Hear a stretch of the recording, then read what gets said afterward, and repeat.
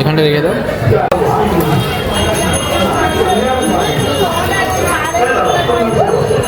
কিছু কিছু পুজোর অনুষ্ঠান মনের মধ্যে না দাগ কেটে যায় এবং সারা জীবনে স্মৃতি হয়ে যায়, ঠিক যেমনটি হয় এই শিবরাত্রির দিনটি। তোমরা অনেকেই জানো এখন আমরা উড়িষ্যার ভুবনেশ্বরে থাকি।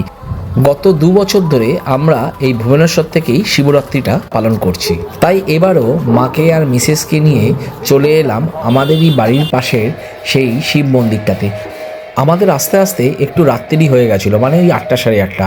তাও ভক্ত সমাগমের ভিড় দেখে তোমরা বুঝতেই পারছো যে এখানকার মানুষজন কত ভক্তি সহকারে শিবরাত্রি পালন করে। আর এখানকার একটা অদ্ভুত রীতি দেখতে পেলাম, যত ভক্ত দেখছো সবার সামনে একটা করে প্রদীপ জ্বলছে এবং তারা বসে বসে শিবের ধ্যান করছে।